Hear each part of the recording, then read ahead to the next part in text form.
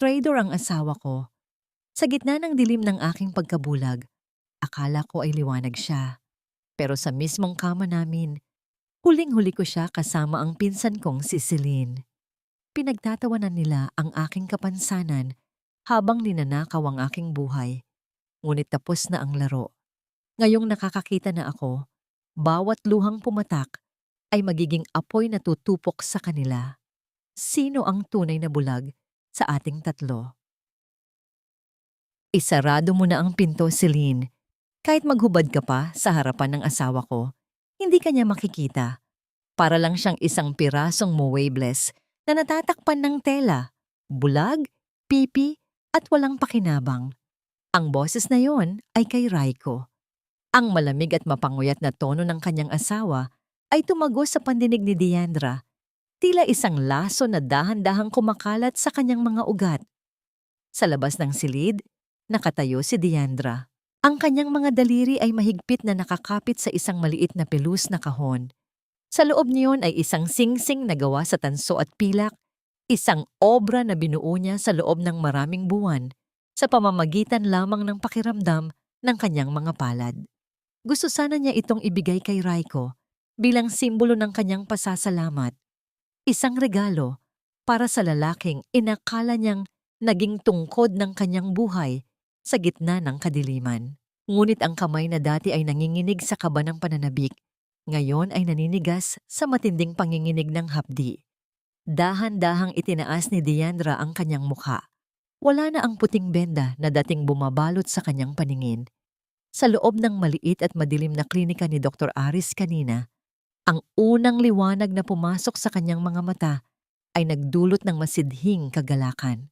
Ngunit ngayon, habang nakasilip sa bahagyang nakabukas na pinto ng kanilang sariling silid, ninais ni Diandra na sana ay nanatili na lamang siyang bulag. Sa loob ng silid na yon, kung saan dapat ay sagrado ang kanilang pagsasama, nakita niya ang lahat. Nakita niya si Celine, ang pinsang itinuring niyang kapatid, ang batang kinupkop niya mula sa probinsya at pinag-aral hanggang makatapos. Nakasuot ito ng kanyang paboritong sedang robe. Ang pulang tela ay tila nanunuya sa putla ng mukha ni Diandra. Nakita niya ang mapanuksong na ngiti sa mga labi ni Celine habang hinahaplos nito ang dibdib ni Raiko. At si Raiko, ang kanyang asawa, ang lalaking nangako sa harap ng altar na magiging mga mata niya hanggang sa huling hininga. Nakaupo ito sa gilid ng kama. Ang mga mata ay puno ng pagnanasa habang nakatingin kay Celine. Isang tingin na kailanman ay hindi naramdaman ni Diandra mula nang mawala ang kanyang paningin. Kawawang Diandra, humagikgik si Celine. Ang tunog ng kanyang tawa ay tila kuko na kumakamot sa sahig. If she only knew na ang eye drops na dinadala mo sa kanya gabi-gabi ay pampalabulang lalo ng paningin niya. You're so cruel, Raiko. Humalakhak si Raiko, isang tunog na banyaga sa pandinig ni Diandra. I'm just being practical, honey. Hanggat naniniwala siyang kailangan niya ako, hindi niya kukwestiyunin ang mga dokumentong pinapapirmahan ko sa kanya. Once the jewelry business is fully under my name, we can finally send her to a facility. Doon, mabulag man siya habang buhay, wala na tayong pakialam. Sa bawat salitang lumalabas sa bibig ni Raiko, parang may kung anong malaking pader na gumuho sa loob ng dibdib ni Diandra. Ang kanyang hininga ay naging mababaw. Ang hangin sa paligid ay tila naging maliliit na karayom na tumutusok sa kanyang balat. Ang kanyang lalamunan ay nanunuyo. Parang may nakabarang buhangin na pumipigil sa kanya na sumigaw. Bumagsak ang kanyang tingin sa kanyang mga kamay.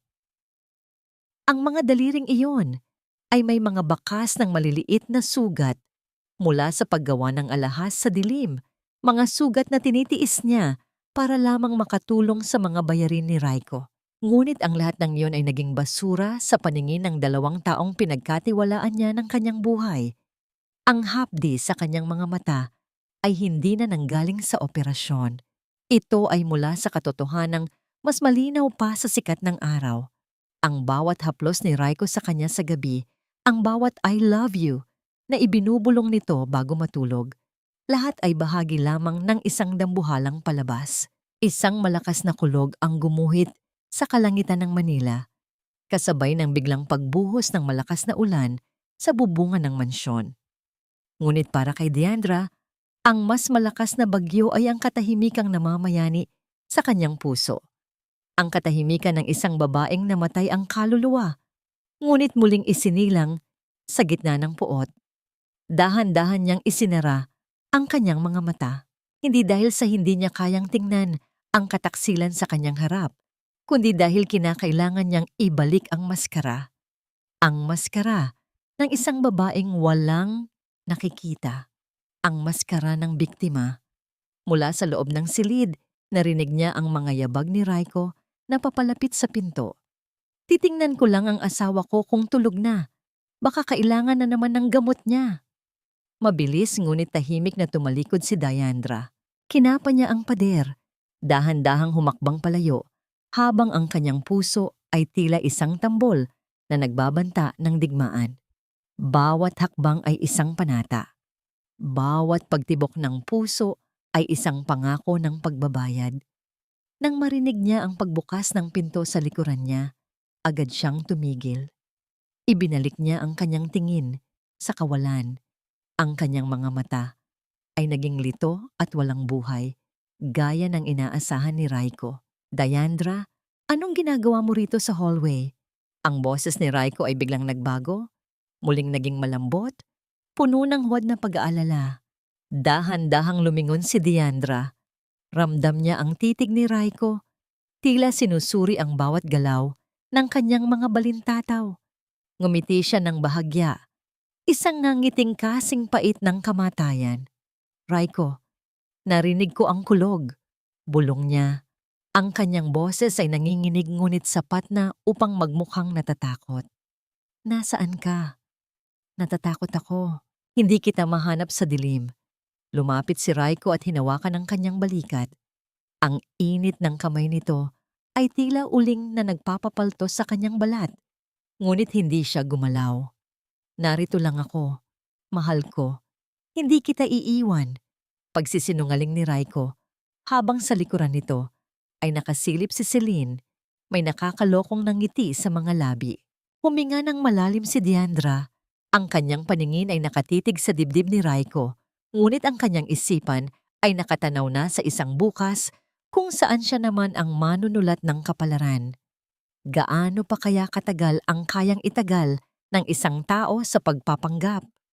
Gaano kalalim ang sugat na kayang itago ng isang matamis na ngiti? Ang asim naman nitong niluto mo, Deandra. Alam mo, kung hindi ka lang bulag, iisipin kong balak mo kaming lasunin para makuha ang atensyon ni Raiko. Ang malutong na boses ni Celine ay pumutol sa katahimikan ng umaga. Sa loob ng dining room, narinig ni Deandra ang kalansing ng kutsara na padabog na ibinaba ni Celine sa platito. Sa kanyang paningin, napilit niyang itinatago sa likod ng mga matang tila walang pokus. Nakikita ni Deandra ang pinsan na nakaupo sa kanyang dating pwesto. Ang pwesto ng may-ari ng bahay. Hindi kumibo si Deandra. Nakayuko siya. Ang kanyang mga daliri ay dahan-dahang kinakapa ang gilid ng kanyang plato. Isang galaw na kabisadong-kabisado na niya. Sa loob-loob niya, ang bawat himaymay ng kanyang puso ay nanginginig sa puot. Ang sinigang na niluto niya ay paborito ni Raiko. Isang putahe na kahit sa dilim ay natutunan niyang timplahin ng perpekto sa pamamagitan lamang ng pangamoy at panlasa. Pasensya ka na, Celine. Mahinang tugon ni Deandra. Ang kanyang boses ay malambot at tila basag. Medyo nahirapan lang ako sa pagtatantiya ng sangkap kanina. Hayaan mo. Susubukan kong ayusin sa susunod. Susunod? My God, Deandra. Huwag mo nang pagurin ang sarili mo. Mas mabuti pa sigurong ako na ang magluto rito sa bahay.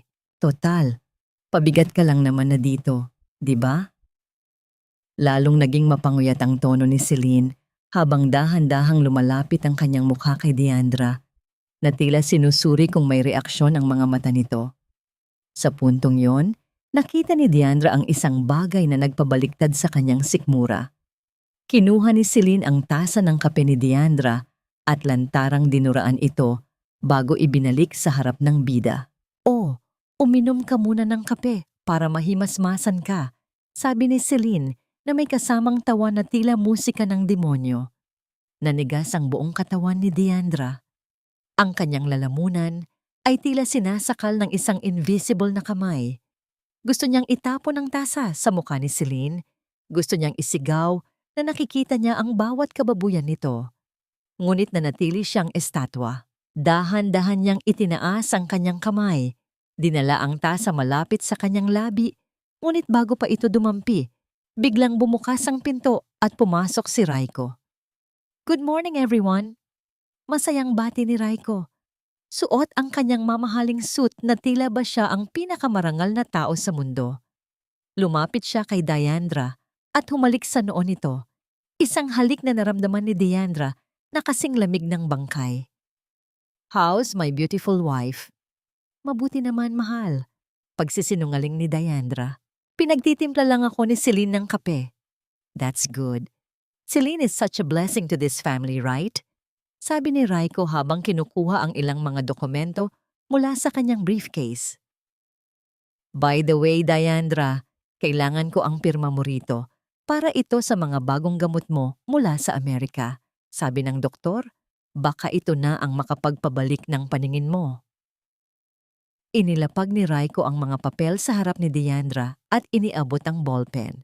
Sa ilalim ng malabong pagpapanggap, nakita ni Deandra ang pamagat ng dokumento. Deed of Absolute Sale. Hindi ito para sa gamot.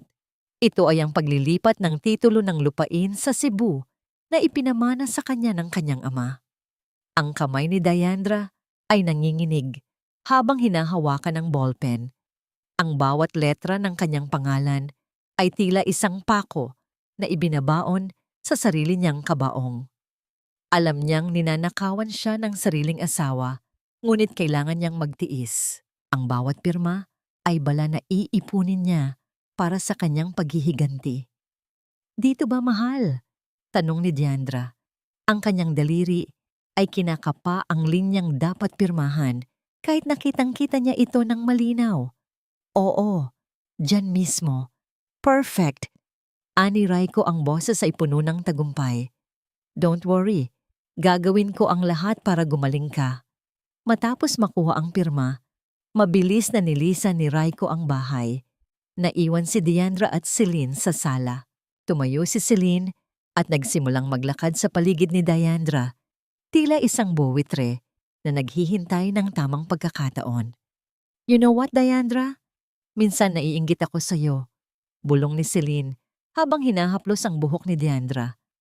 "Kasi kahit wala kang silbi, ang ganda pa rin ng buhok mo. Pero alam mo kung anong mas maganda? Yung pakiramdam na suot ko ang mga damit mo habang kayakap ko ang asawa mo sa gabi." Isang matalim na sakit ang gumuhit sa dibdib ni Deandra. Ang kanyang mga kuko ay bumaon sa kanyang mga palad hanggang sa magmarka ang pula sa kanyang balat. Ang bawat salita ni Celine ay tila isang latigo na humahampas sa kanyang dangal. Upang subukan ang pasensya ni Deandra, kinuha ni Celine ang isang maliit na figurine na gawa sa kristal, isang alaala mula sa yumaong ama ni Deandra, at sadyang binitiwan ito sa sahig. Narinig ang pagkalat ng mga piraso ng kristal sa matigas na marmol. Isang tunog na tila pagbasag din ng puso ni Deandra. "Oops, my bad, nalaglag," panguuyat ni Celine. "Hayaan mo na, hindi mo naman nakikita kung gaano kapangit ang basag na yan, gaya mo." Tumalikod si Celine at nagsimulang umakyat sa hagdan. Ngunit bago siya tuluyang makalayo, may naisip siyang mas matinding paraan para subukin kung talagang bulag si Deandra. Kinuha niya ang isa sa mga laruan ng aso na nakakalat at inilagay ito sa pinakatuktok na baitang ng hagdan, sa lugar na siguradong aapakan ni Deandra kung sakaling aakyat ito. Sa ibaba, dahan-dahang tumayo si Deandra. Ang kanyang mga mata ay puno ng nagbabagang apoy na pilit niyang ikinukubli. Lumapit siya sa lugar kung saan nabasag ang kristal. Kahit na alam niyang delikado, lumuhod siya at isa-isang pinulot ang mga piraso gamit ang kanyang mga kamay. Naramdaman niya ang hapdi nang mabaon ang isang matalim na bahagi sa kanyang daliri, ngunit hindi siya dumaing. Ang dugong pumatak mula sa kanyang kamay ay naging simbolo ng kanyang panata, na bawat piraso ng kanyang buhay na winasak nila ay ibabalik niya nang may kasamang interes at dahan-dahan siyang naglakad patungo sa hagdan, dala ang kanyang baston. Sa bawat hakbang, nararamdaman niya ang titig ni Celine mula sa itaas, naghihintay na makita siyang madapa at mahulog. Habang papalapit ang kanyang paa sa baitang kung nasaan ang patibong ni Celine, isang tanong ang paulit-ulit na umaalingaw-ngaw sa isipan ni Diandra. Hanggang kailan niya kayang yakapin ang dilim bago siya lamunin ng sarili niyang puot? Biglang huminto si Diandra sa tapat ng hagdan. Ang kanyang puso ay tumitibok ng mabilis.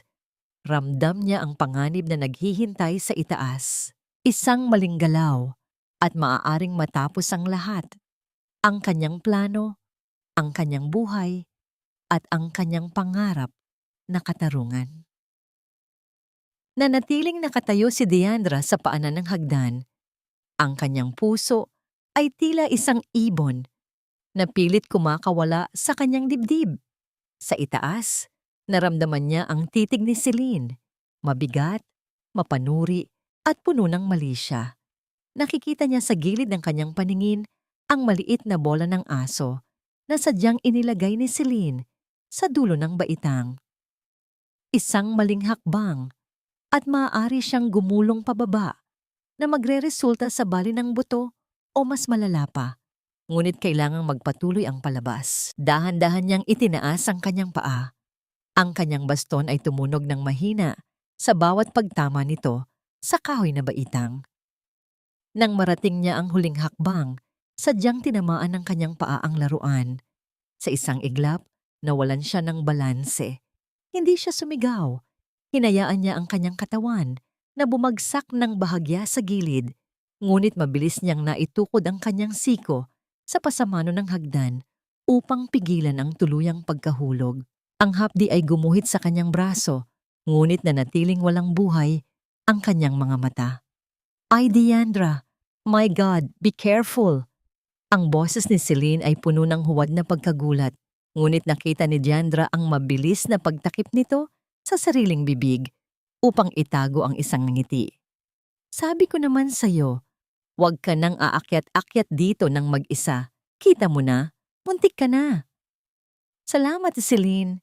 Akala ko ay nalinis na ang mga laruan dito." Mahinang sagot ni Diandra habang dahan-dahang tumatayo at pinapagpaga ng kanyang damit. Ang bawat salita ay tila may kasamang lason sa kanyang dila. "Hayaan mo na. Ako na ang magliligpit. Magpahinga ka na sa kwarto nyo. Parating na si Raiko." Ani Celine bago mabilis na bumaba, bit-bit ang tagumpay ng kanyang maliit na kalupitan. Lumipas ang mga oras at dumating ang gabi. Ang ulan sa labas ng mansyon ay tila isang walang katapusang iyak ng kalangitan. Sa loob ng madilim na silid, nakaupo si Diandra sa gilid ng kama. Narinig niya ang pagbukas ng pinto at ang pamilyar na amoy ng pabango ni Raiko. Isang amoy na dati ay nagbibigay sa kanya ng kapayapaan, ngunit ngayon ay nagdudulot ng matinding pagkasuklam. "Mahal, gising ka pa pala." Malambot ang boses ni Raiko. Lumapit ito at hinalikan siya sa pisngi. "Oras na para sa eye drops mo. Kailangan nating maging consistent para sa paggaling mo." Dahan-dahang humiga si Diandra. Ramdam niya ang paglapit ni Raiko, ang bigat ng katawan nito sa gilid ng kama. Inilabas ni Raiko ang maliit na butilya mula sa kanyang bulsa. Sa ilalim ng malamlam na ilaw ng lampshade, nakita ni Diandra ang label ng gamot sa unang pagkakataon mula nang makakita siya. Hindi ito ang pangalan ng gamot na sinasabi ni Raiko. Ito ay isang uri ng matapang na kemikal na ginagamit upang pigilan ang paghilom ng mga tissue. Isang bagay na unti-unting sisira sa kornea ng isang tao kung gagamitin ng matagal. Oh, dahan-dahan lang. Huwag kang kukurap, bulong ni Raiko. Ang kanyang mga kamay ay tila banayad, ngunit para kay Diandra, ito ay mga kamay ng isang mamamatay tao. Naramdaman ni Diandra ang malamig na likido na pumatak sa kanyang mga mata. Agad itong humapdi.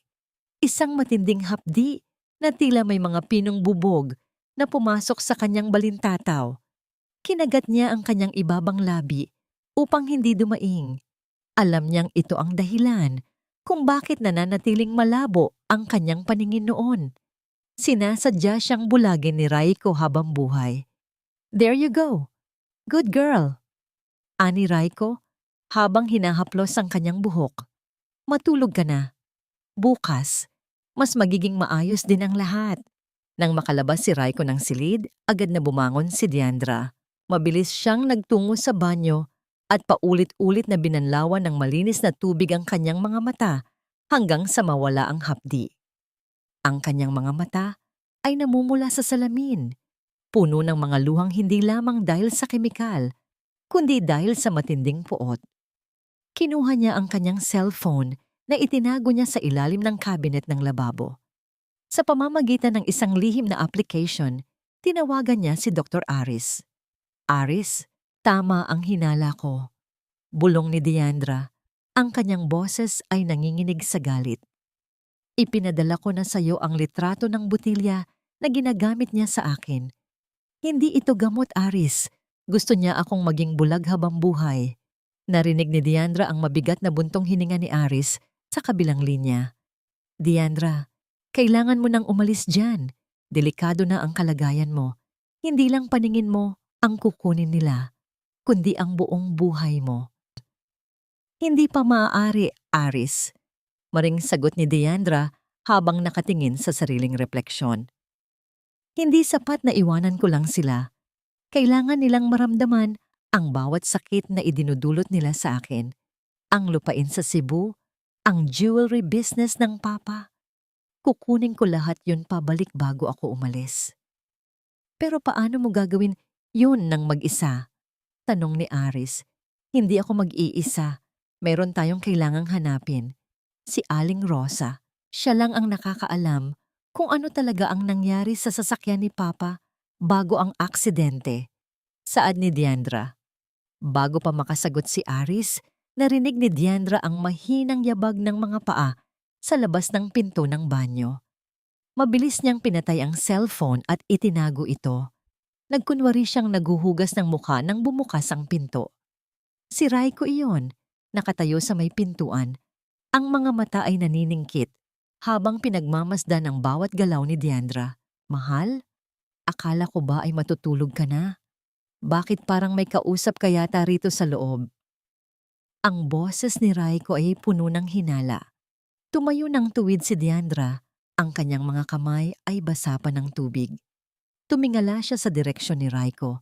Ang kanyang mga mata ay nananatiling walang buhay, ngunit ang kanyang pandinig ay nakatutok sa bawat paghinga ng asawa. Wala. Mahal. Kinakausap ko lang ang sarili ko. Sabi ko, kailan kaya darating ang araw na makikita ko uli ang mukha mo? Tugon ni Diandra na may kasamang malungkot na ngiti. Lumapit si Raiko, hinawakan ang kanyang baba at itinaas ang kanyang mukha. Malapit na, Diandra. Malapit na. Pero sa ngayon, mas mabuti pang manatili ka muna. Sa dilim, mas ligtas ka rito, kasama ko. Nang bitawan ni Raiko ang kanyang mukha, naramdaman ni Diandra ang isang bagay na nahulog mula sa bulsa ni Raiko sa sahig. Isang maliit na susi na may kakaibang hugis. Alam ni Diandra ang susing iyon.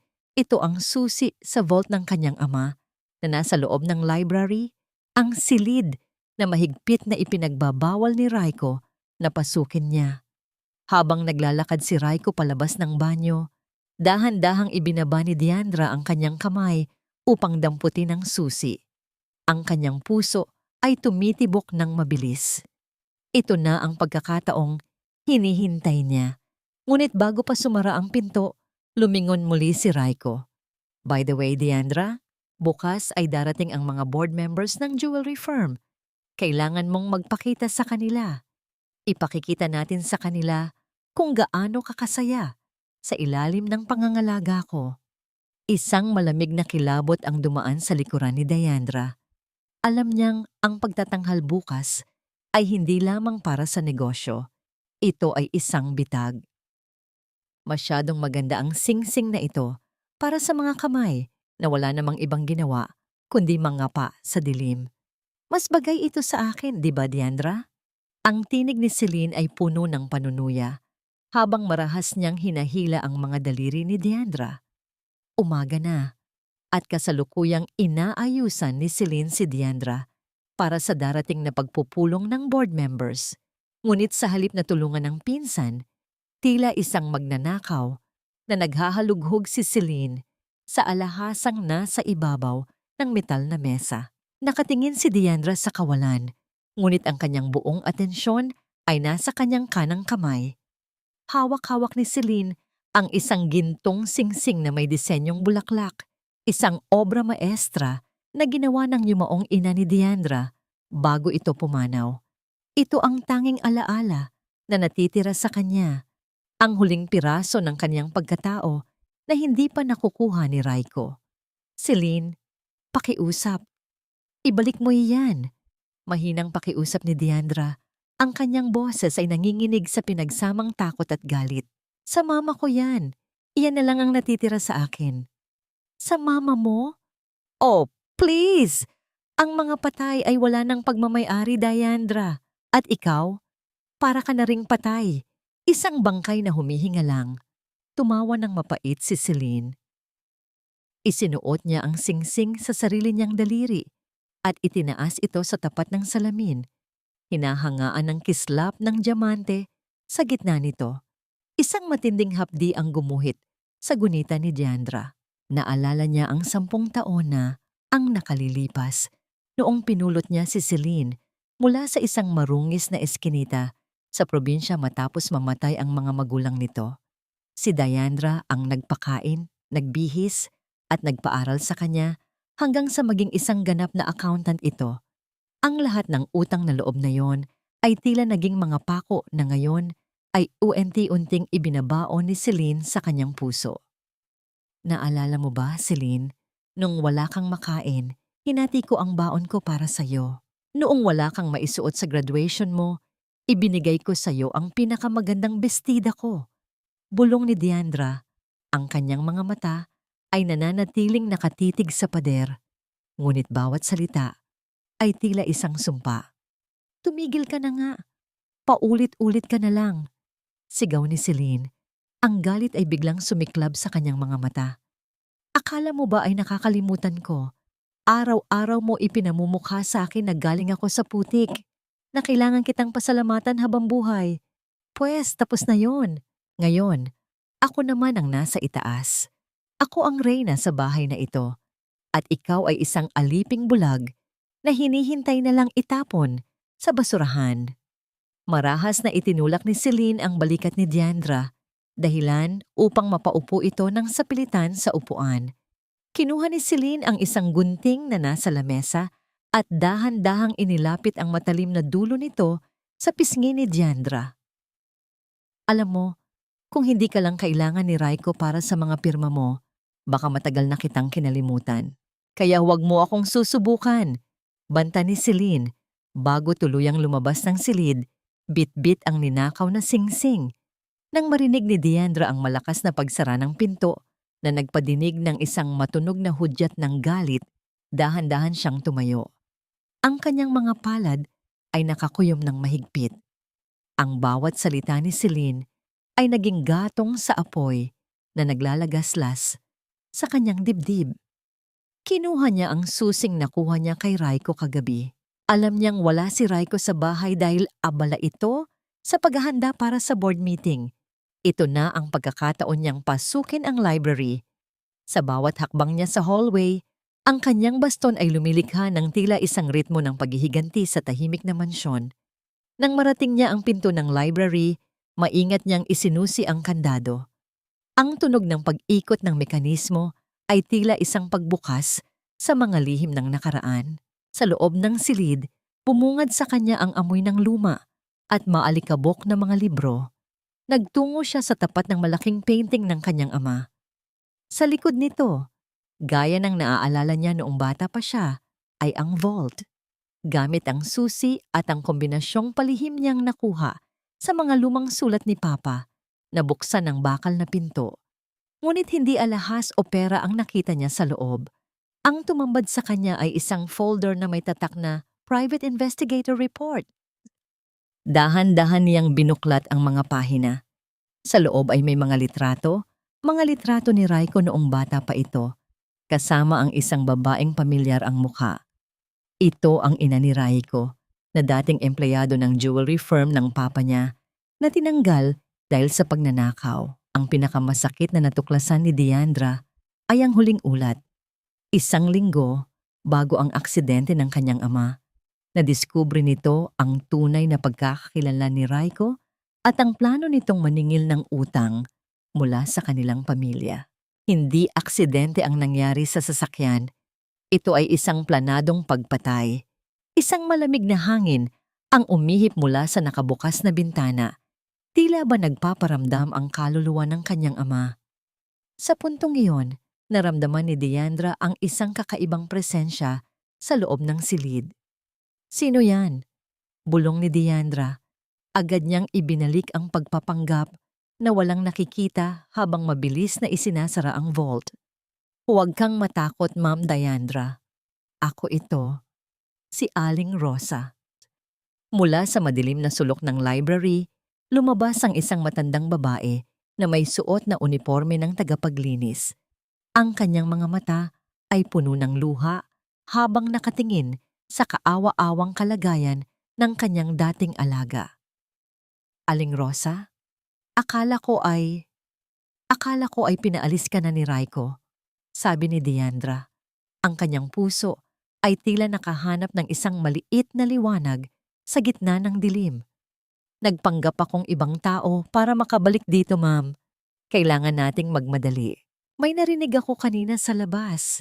Hindi lang tungkol sa negosyo ang pagpupulong mamaya. Nanginginig ang boses ni Aling Rosa. Plano nilang ipahayag na ikaw ay legally incapacitated upang tuluyan ng makuha ang lahat ng kontrol sa iyong pangalan. At pagkatapos niyon, hindi ka na nila hahayaang makalabas pa ng bahay na ito. Nanlaki ang mga mata ni Diandra. Ang bitag ay nakahanda na at ilang oras na lamang bago ito sumara sa kanya. Aling Rosa, tulungan niyo ako. Kailangan kong makarating sa board meeting, ngunit hindi bilang isang biktima. Mariing sabi ni Diandra. Isuot niyo sa akin ang pinakamaganda kong damit. Kung gusto nilang makakita ng isang palabas, ibibigay ko sa kanila ang isang pagtatanghal na hinding-hindi nila malilimutan. Ngunit bago pa sila makakilos, narinig ang tunog ng sasakyan ni Raiko na pumapasok sa garahe. Kasabay nito ang pag-alingaw-ngaw ng boses ni Celine mula sa hallway. Tinatawag ang mga tauhan upang ihanda ang sala. Nandyan na sila, bulong ni Aling Rosa sa takot. Huminga ng malalim si Diandra. Ang kanyang mga kamay ay nanatiling matatag. Ang panahon ng pagtatago sa dilim ay malapit nang matapos, ngunit sapat na kaya ang kanyang mga ebidensya upang mapabagsak ang isang halimaw na tulad ni Raiko bago siya tuluyang maikulong sa isang buhay na impyerno? Hindi ka baliw, Diandra. Sila ang mga totoong demonyo na gustong kumuha ng lahat mula sa iyo. Huwag kang maniniwala sa kahit anong sasabihin nila. Ang bulong na yon ni Aling Rosa ay tila isang angkla na pumipigil kay Diandra na malunod sa dagat ng takot. Sa loob ng madilim at masikip na library, ramdam ni Diandra ang panginginig ng mga tuyot na kamay ng matanda habang may inilalagay itong isang maliit at malamig na bagay sa kanyang palad. Ano ito, Aling Rosa? Mahinang tanong ni Diandra. Kinapa niya ang bagay. Ito ay isang maliit na voice recorder. Luma at may mga gasgas. Ngunit tila ito ang pinakamahalagang kayamanan sa mundong ito. Iyan ang iniwan ng papa mo sa akin bago siya mawala. Paliwanag ni Aling Rosa. Ang boses ay puno ng pagsisisi. Natatakot ako, ma'am. Pinagbantaan ako ni Raiko noon na papatay ng pamilya ko kung magsasalita ako. Pero hindi ko na kayang makitang unti-unti kanilang pinapatay sa loob ng bahay na ito. Nasa loob niyan ang huling mensahe ng papa mo tungkol sa tunay na pagkatao ni Raiko. Nanginig ang mga labi ni Diandra. Gusto niyang pakinggan agad ang boses ng kanyang ama. Ang boses na matagal na niyang hinahanap sa kanyang mga panaginip. Ngunit ang tunog ng papalapit na mga yabag ni Raiko sa hallway ay naging hudyat na wala na silang oras. "Itago niyo yan, ma'am. Maghanda na kayo," sabi ni Aling Rosa habang mabilis na inaayos ang buhok ni Diandra. Ang haplos ng matanda ay puno ng pagmamahal, tila isang ina na naghahanda sa kanyang anak para sa isang malaking labanan.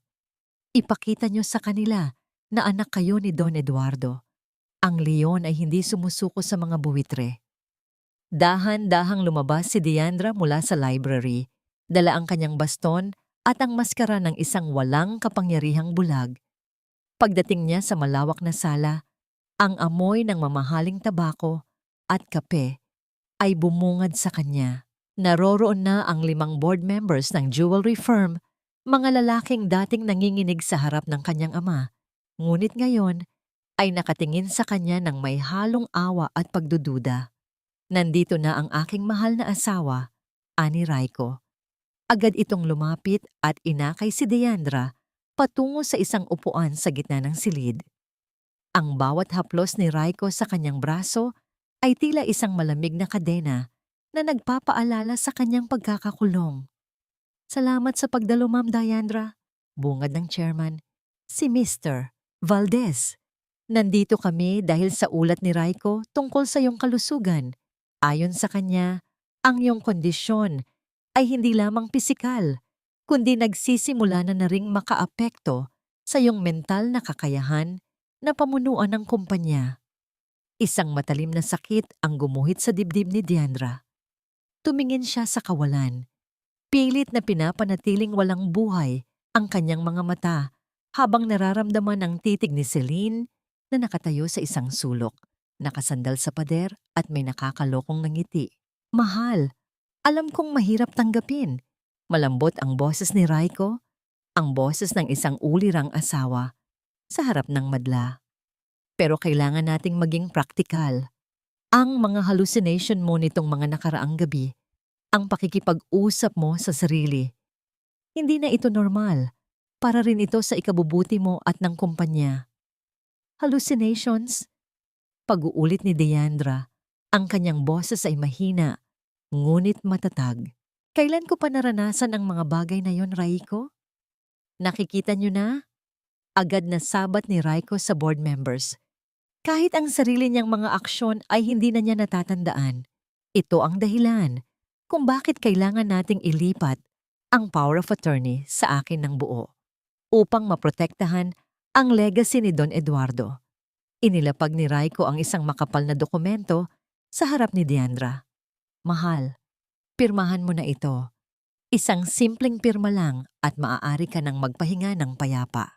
Kami na ni Celine ang bahala sa lahat." Katahimikan ang bumalot sa silid. Tanging ang tunog ng malakas na pagtibok ng puso ni Diandra ang naririnig niya sa kanyang sariling pandinig. Ramdam niya ang bigat ng ballpen na iniabot sa kanya ni Raiko. Ngunit sa gitna ng tensyon, biglang nagsalita si Mr. Valdez. "Bago ang lahat, nais ko muna sanang suriin ang kakayahan ni Diandra. Sabi mo, Raiko, na kahit ang mga simpleng bagay ay hindi na niya makilala sa pamamagitan ng pandama." Kumuha si Mr. Valdez ng isang maliit na velvet na supot at naglabas ng 3 piraso ng bato. "Diandra, bilang isang master artisan, kilala ang iyong mga kamay sa pagkilala ng tunay na hiyas kahit nakapikit. Kung talagang maayos pa ang iyong isipan, sabihin mo sa amin kung alin sa 3 ito ang tunay na blue sapphire ng iyong ama." Inilagay ni Mr. Valdez ang 3 bato sa harap ni Diandra. Ang 2 ay mga peking kristal na gawa sa lab at ang isa ay ang tunay na hiyas. Ito ay isang pagsubok na hindi inaasahan ni Raiko.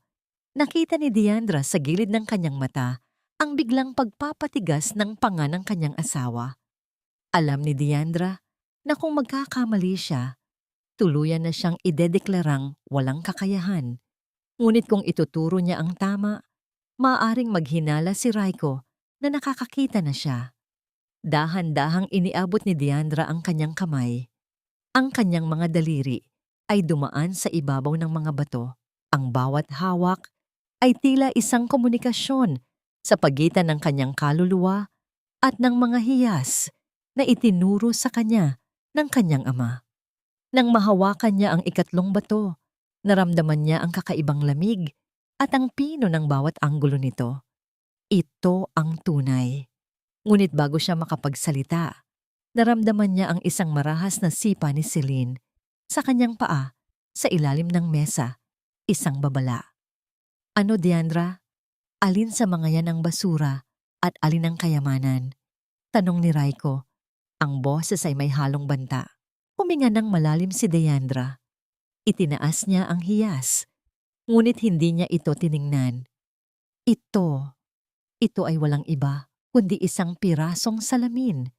Sabi niya sabay bitaw, sa tunay na sapphire, hinayaan niyang gumulong ang hiyas sa sahig na lumikha ng isang malungkot na tunog ng pagtama sa marmol. Nagkaroon ng bulungan sa mga board members. Si Raiko ay napangiti nang malapad. Sa wakas ay naniwalang tuluyan nangang nawala ang galing ng kanyang asawa. Ngunit hindi pa tapos si Diandra. Sinasabi ko na sa inyo. Pagpapatuloy ni Diandra habang dahan-dahang tumatayo. Ang mga batong ito ay walang halaga dahil ang tunay na hiyas ng pamilyang ito ay ninakaw na ng mga taong pinagkatiwalaan namin. Tumingin siya ng diretso sa direksyon ni Mr. Valdez, bagaman ang kanyang paningin ay tila malabo at walang pokus. Mr. Valdez, may tanong ako sa inyo. Kung ang isang tao ay nagnanakaw ng buhay ng iba, matatawag pa ba siyang tao? O isa na siyang halimaw na dapat ikulong? Ang mga board members ay nagkatinginan. Ang atmosfera sa silid ay biglang naging mabigat. Biglang tumayo si Raiko, ang kanyang mukha ay namumula sa galit na pilit itinatago. Enough of this! Nakikita niyo na! Hindi na siya marunong rumespeto at hindi na gumagana ang kanyang sentido kumon. Sigaw ni Raiko. Pirmahan mo na ang papel, Diandra. Ngayon din, sa sandaling iyon, ang pinto ng sala ay biglang bumukas ng malakas. Pumasok ang isang tauhan ni Raiko, pawis na pawis at mukhang natatakot. Sir Raiko, may problema po sa labas. May mga taong naghahanap sa inyo. Tungkol daw po sa isang insidente 10 taon na ang nakalilipas. Napatigil ang lahat. Ang mukha ni Raiko ay biglang nawalan ng kulay. Si Diandra naman, sa likod ng kanyang maskara ng kadiliman, ay nakaramdam ng isang munting tagumpay. Alam niyang nagsisimula na ang domino na itumba ang lahat ng kasinungalingan. Ngunit sino ang mga taong nasa labas? At sapat na kaya ang oras ni Diandra bago maisakatuparan ni Raiko ang kanyang huling plano para sa kanya? Sino ang nagbigay sa inyo ng karapatang bulabugin ang pamamahay na ito? Wala kaming kailangang pag-usapan tungkol sa nakaraan. Ang boses ni Raiko ay umalingaw-ngaw sa malawak na sala. Puno ng pagkabahala na pilit ikinukubli ng galit. Sa kanyang kinalalagyan, naramdaman ni Diandra ang tensyon sa hangin. Ang mga board members ay nagsimulang magbulungan. Ang kanilang mga mukha ay puno ng pagtataka habang nakatingin sa dalawang lalaking nakauniporme na nasa pintuan. Kami ay mula sa Phoenix Insurance, Mr. Raiko. Saad ng isa sa mga lalaki, ang boses ay malamig at profesional. May natanggap kaming ulat na muling binubuksan ang kaso ng pagkamatay ni Don Eduardo dahil sa mga bagong ebidensya ng mekanikal na pakikialam sa preno ng kanyang sasakyan. Bilang asawa ng tagapagmana, kailangan naming makuha ang inyong pahayag. Nakita ni Diandra sa pamamagitan ng kanyang mga mata na tila walang nakikita ang biglang pagputla ni Raiko. Ang baso ng kape sa kamay nito ay bahagyang nayanig na lumikha ng isang mahinang tunog ng pagtama ng kutsara sa porselana. Ngayon, sa gitna ng isang mahalagang meeting, Bulyaw ni Celine na mabilis na lumapit sa tabi ni Raiko upang suportahan ito. Makaalis na nga kayo.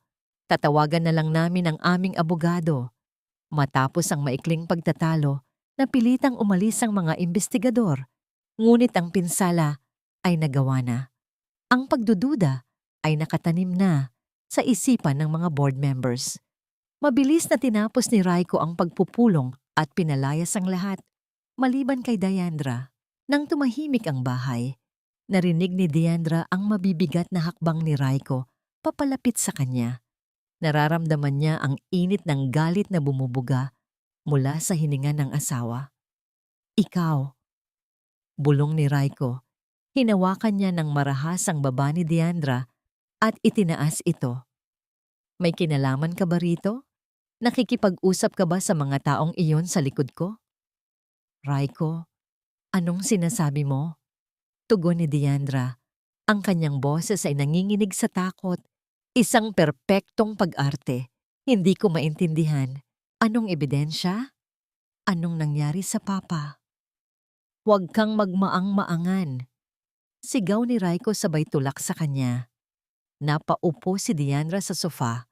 Ang kanyang puso ay tumitibok ng mabilis. Hindi dahil sa takot, kundi dahil sa pananabik na makitang nagkakagulo ang isipan ng kaaway. Raiko, huminahon ka. Sabat ni Celine habang hinihimas ang likod ni Raiko. Hindi niya magagawa yon. Bulag siya, tandaan mo? Wala siyang koneksyon sa labas. Baka nagkataon lang ang lahat. Huminga ng malalim si Raiko. Pilit na pinapakalma ang sarili. Kailangan natin ng pera, Celine. Maraming pera. Kung muling bubuksan ang investigasyon, kailangan nating bayaran ang mga taong dapat manahimik. At ang mga utang ko sa kasino, hindi na sila makapaghintay. Dito na pumasok ang pagkakataong hinihintay ni Diandra. Raiko. Mahinang tawag ni Diandra, tila nag-aalangan. May naalala ako. Sinabi ni Papa bago siya mamatay. Tungkol sa isang lihim na hiyas. Ang Imperial Ruby ng aming pamilya. Agad na napatigil sina Raiko at Celine. Ang katahimikan sa silid ay tila naging isang buhay na nilalang na naghihintay sa susunod na sasabihin ni Diandra. Imperial Ruby? Pag-uulit ni Raiko, ang kanyang mga mata ay biglang kumislap sa kasakiman. Nasaan yun, Diandra? Bakit ngayon mo lang sinabi? Sabi ni Papa, ito ang pinakamahalagang pag-aari ng kumpanya. Hindi ito nakatala sa anumang dokumento upang maiwasan ang pagnanakaw. Kwento ni Diandra, habang ang kanyang mga kamay ay tila kinakapa ang kanyang palda.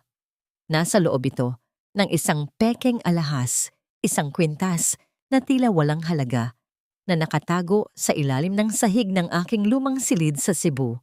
Nakita ni Diandra ang mabilis na pagpapalitan ng tingin ni Raiko at Celine. Alam niyang kumagat na sila sa pain. Ang Imperial Ruby ay hindi umiiral. Ito ay isang kwentong gawa-gawa lamang niya upang maakit ang mga ito sa isang bitag na sisira sa kanilang natitirang yaman. Kailangan nating pumunta sa Cebu, bulong ni Celine kay Raiko. Kung totoo ang sinasabi niya, sapat na ang halaga niyon para mabayaran ang lahat ng utang mo at makapagsimula tayo ng bagong buhay sa ibang bansa.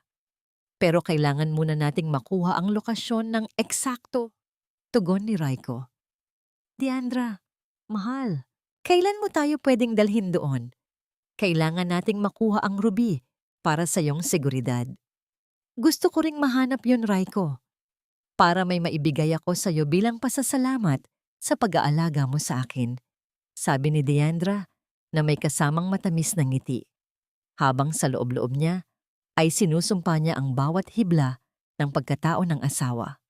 Nang gabing iyon, matapos mapaniwala ang dalawa, nagtungo si Diandra sa kanyang Sungchetak Dakwin na maliit sa loob ng mansyon, gamit ang kanyang paningin na unti-unting lumilinaw at ang kanyang mga kamay na sanay sa paglikha.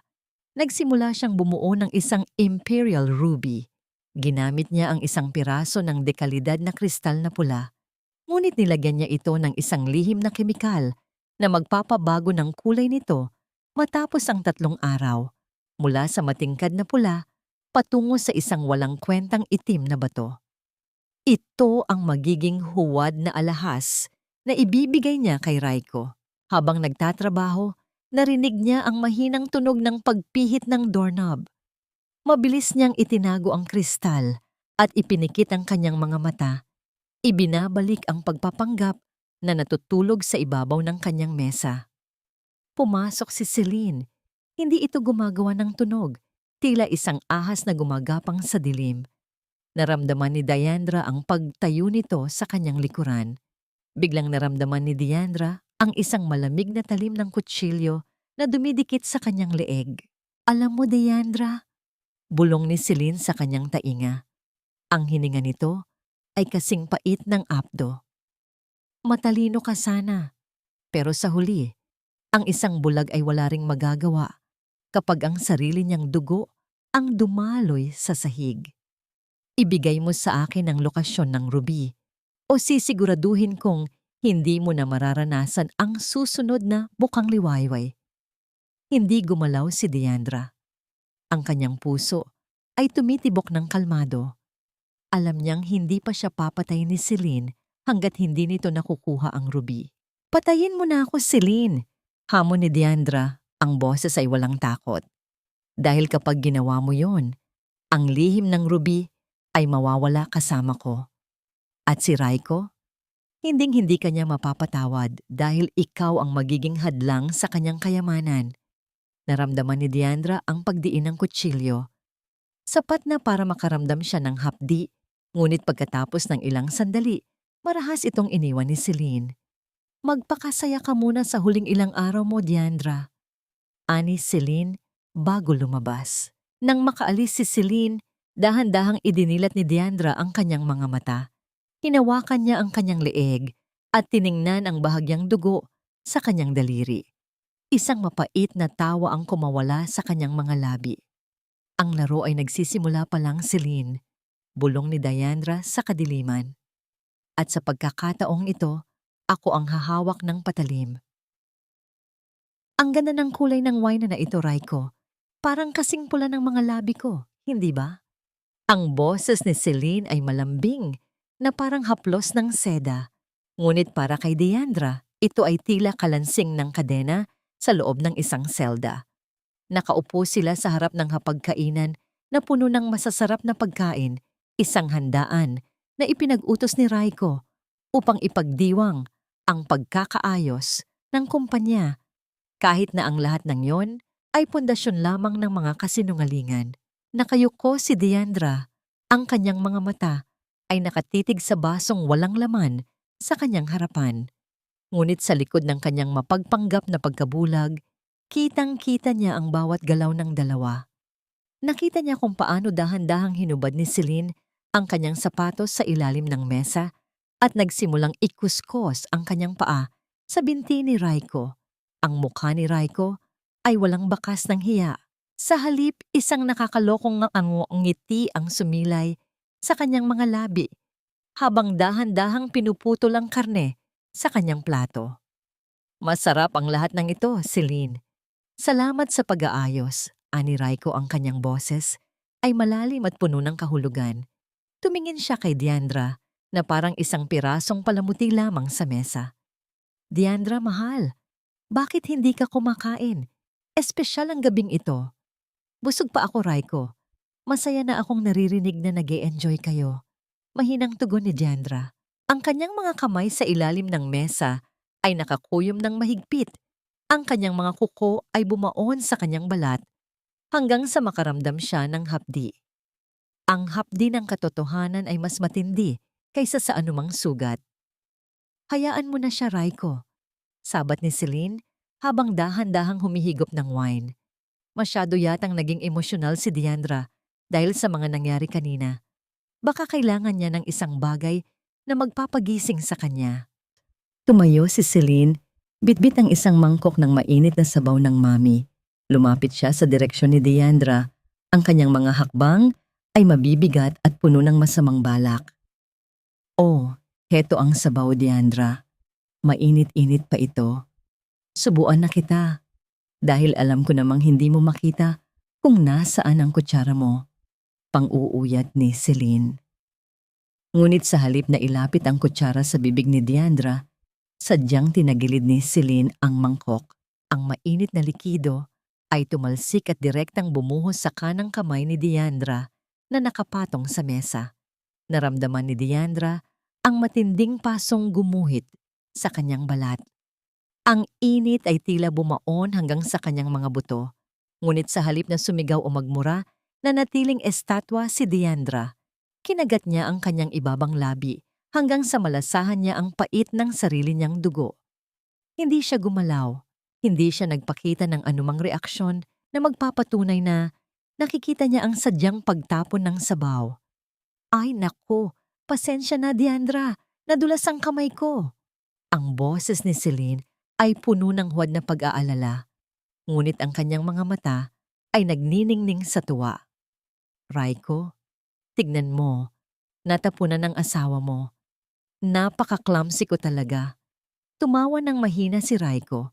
Hindi man lang ito tumayo upang tulungan ang kanyang asawa. Punasan mo na lang, Celine. Diandra, ayos ka lang ba? Ang init niyan Ayos lang ako, Raiko.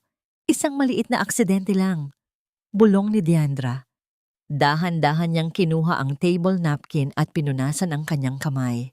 Ang balat niya ay mapula na at nagsisimula ng mamaltos. Ngunit ang apoy sa loob ng kanyang dibdib ay mas nagniningas pa kaysa sa pasong tinamo niya. Nakikita mo, Raiko? Bulong ni Celine habang bumabalik sa kanyang upuan.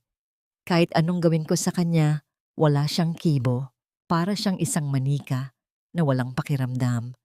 Minsan, nakakatamad ding paglaruan ang isang taong hindi lumalaban. Huwag kang mag-alala, Celine. Tugon ni Raiko habang nilalagyan muli ng wine ang baso ni Celine. Malapit na ang katapusan ng palabas na ito. Kapag nakuha na natin ang Imperial Ruby sa Cebu, hindi na natin kailangang makipagplastikan sa kanya. Iiwan na natin siya sa dilim kung saan siya nararapat. Nagpatuloy ang tawanan ng dalawa habang ang ulan sa labas ay lalong lumalakas. Tila sumasabay sa puot na namumuo sa puso ni Diandra. Bawat tawa nila ay naging isang pako na nagpapatibay sa kanyang determinasyon. Matapos ang hapunan, nagtungo si Raiko sa library upang asikasuhin ang mga huling dokumento para sa kanilang pag-alis patungong Cebu. Samantala, naiwan si Diandra sa sala. Pilit na tinitiis ang hapdi ng kanyang paso. Naramdaman niya ang paglapit ni Aling Rosa. Ang matanda ay mabilis na kumuha ng yelo at dahan-dahang idiniin ito sa sugat ni Diandra. Ma'am Diandra, bakit hinayaan niyo silang gawin yun sa inyo? Umiiyak na bulong ni Aling Rosa. Kitang-kita ko po mula sa kusina. Sadyang itinapon ng babaeng yun ang sabaw. Hayaan mo sila, Aling Rosa. Mahinang sagot ni Diandra. Ang kanyang mga mata ay nakatingin sa malayo, puno ng isang malamig na katarungan. Ang bawat patak ng sabaw na, yun ay babayaran nila ng luha ng dugo. Hayaan mo silang magsaya ngayon dahil ito na ang huling hapunang pagsasaluhan nila bilang mga malayang tao. Kinuha ni Diandra ang kanyang voice recorder na ibinigay ni Aling Rosa. Naisip niyang ito na ang tamang oras upang pakinggan ang mensahe ng kanyang ama. Nagtungo siya sa pinakamadilim na sulok ng kanyang hardin kung saan tanging ang tunog ng ulan ang makakarinig sa kanya. Pinindot niya ang play button. Isang paos at nanghihinang boses ang narinig niya. Diandra, anak, kung naririnig mo ito, maaaring wala na ako. Huwag kang magtitiwala kay Raiko. Ang pamilya niya ay matagal nang naghihintay ng pagkakataon na wasakin tayo. Ang aksidente sa sasakyan? Hindi yun aksidente. Nakita ko ang isang tao sa ilalim ng sasakyan ko bago ako umalis ng garahe. Siya ay... Bago pa matapos ang pangungusap, biglang narinig ni Diandra ang pagtunog ng isang sanga na nabali sa kanyang likuran. Mabilis niyang pinatay ang recorder at itinago ito sa loob ng kanyang damit. Sino yan? Tanong ni Diandra. Ang kanyang puso ay tumitibok ng mabilis. Mula sa kadiliman, lumabas ang isang anino. Hindi ito si Raiko. Hindi rin ito si Celine. Ito ay isang lalaking naka-hoodie. Ang mukha ay natatakpan ng anino. Ngunit ang hawak nitong patalim ay kumikislap sa ilalim ng liwanag ng buwan. Masyado ka ng maraming nalalaman, Ma'am Diandra. Ang boses ng lalaki ay malat at nakakatakot. Oras na para sumunod ka sa papa mo. Lumapit ang lalaki ng mabilis. Walang baston si Diandra sa pagkakataong iyon. Wala siyang sandata. Ngunit sa unang pagkakataon, hindi niya kailangang magpanggap na bulag. Idinilat niya ang kanyang mga mata ng malaki, tinitigan ang bawat galaw ng kanyang kalaban. Sino ang nagpadala sa mamamatay taong ito? Si Raiko ba na naramdamang nakakakita na siya? O si Celine na hindi na makapaghintay na makuha ang lahat? Nanlamig ang buong katawan ni Diandra habang ang talim ng patalim ay kumikislap sa ilalim ng malamlam na liwanag ng buwan. Ang lalaking naka-hoodie ay dahan-dahang lumalapit. Ang bawat hakbang nito sa basang damo ay lumilikha ng tila isang babala ng kamatayan. Sa puntong ito, alam ni Diandra na hindi sapat ang magpanggap na walang nakikita. Kung mananatili siyang estatwa, magtatapos ang kanyang laban dito mismo sa madilim na sulok ng hardin. Sa isang mabilis na desisyon, hindi tumakbo si Diandra. Sa halip, nang sumunggab ang lalaki, sadyang nadulas si Diandra sa basang lupa. Ang pagkilos na ito, na tila bunga ng kalituhan ng isang bulag, ay naging dahilan upang sumablay ang saksak ng lalaki at tumama ang patalim sa matigas na puno ng mangga. Sino ka? Tulong. Raiko, may tao sa labas. Sigaw ni Diandra. Ang kanyang boses ay puno ng takot na hindi kailangang irena. Bago pa makabawi ang lalaki, bumukas ang ilaw sa teres ng mansyon. Lumabas si Raiko, hawak ang isang baril. Ang kanyang mukha ay puno ng tensyon. Nang makita ang anino ng lalaki, nagpaputok si Raiko sa hangin, isang tunog na yumanig sa katahimikan ng gabi. Mabilis na tumakas ang salarin patungo sa madilim na bakod, iniwan ang isang naiipit na galit sa hangin. Diandra, anong nangyari? Patakbong lumapit si Raiko. Inakay niya si Diandra, ngunit ramdam ni Diandra ang panginginig ng mga kamay ng asawa. Hindi ito pag-aalala para sa kanya, ito ay takot para sa sariling kaligtasan. May gustong pumatay sa akin, Raiko. Umiiyak na bulong ni Diandra. Isinubsob ang mukha sa dibdib ni Raiko habang ang kanyang mga mata ay nananatiling nakadilat at nagmamasid sa paligid. Sabi niya, masyado na raw akong maraming nalalaman. Sino siya, mahal? Bakit niya ako sasaktan? Sa likuran ni Raiko lumabas si Celine. Ang mukha ay maputla at ang mga mata ay balisa. Nakita ni Diandra ang mabilis na pag-iwas ng tingin ni Celine. Doon ay nakumpirma ni Diandra ang lahat. Hindi si Raiko ang nagpadala ng mamamatay tao.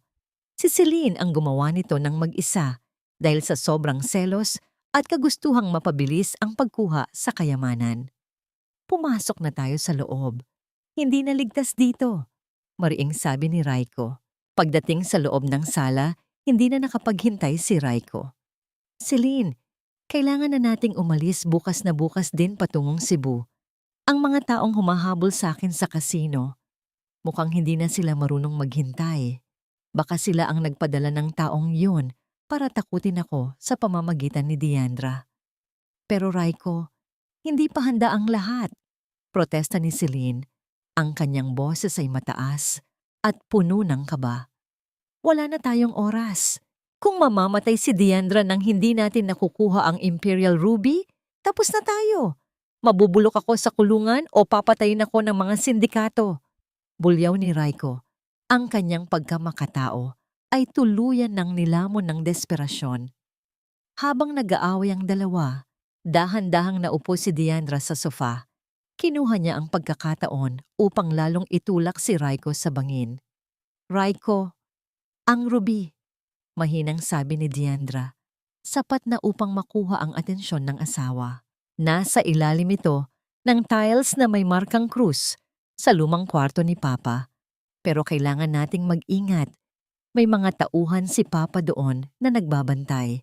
Kung hindi ako ang kukuha, baka hindi niyo mahanap. Don't worry, mahal. Kasama ka namin, ani Raiko, habang hinihimas ang kamay ni Deandra na may paso pa mula sa hapunan. Kukunin natin ang ruby at pagkatapos, magiging maayos ang lahat. Kinabukasan, ang atmosfera sa mansyon ay tila isang kabaong na hinihintay na lamang ilibing. Habang nag-iimpake ang mga katulong, nagawang makapuslit ni Deandra patungo sa maliit niyang Chetak. Natapos na niya ang Imperial Ruby, isang makinang na batong pula na gawa sa pinaghalong kristal at kemikal. Sa paningin ng sinuman, ito ay tila isang kayamanang nagkakahalaga ng bilyon. Ngunit sa loob ng 72 oras, ito ay magiging isang maitim at madungis na uling. Ito ang magiging huling regalo ko sa inyo, bulong ni Deandra habang inilalagay ang bato sa isang maliit na lagayan. Bago sila umalis, isang hindi inaasahang bisita ang dumating. Si Dr. Aris, dumating siya na may dalang mga medical na gamit, ngunit ang kanyang mga mata ay may dalang babala. Raiko, kailangan kong suriin ang mga mata ni Deandra bago kayo bumiyahe, mariing sabi ni Aris. Masyadong mataas ang pressure sa mga mata niya. Kung hindi ito maagapan, baka tuluyan na siyang mabulag at mawalan ng malay. Wala na kaming oras, Aris. Sa Cebu mo na siya suriin, pagtataboy ni Raiko. Ngunit hinawakan ni Aris ang braso ni Raiko. Kung mamatay siya sa biyahe, ikaw ang mananagot. Hayaan mo akong bigyan siya ng gamot. Napilitan si Raiko na pumayag.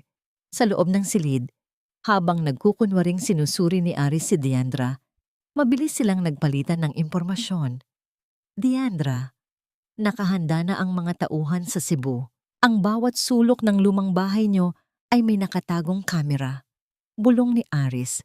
At ang mamamatay tao kagabi, nahuli ng mga tauhan ko sa labas ng subdivision.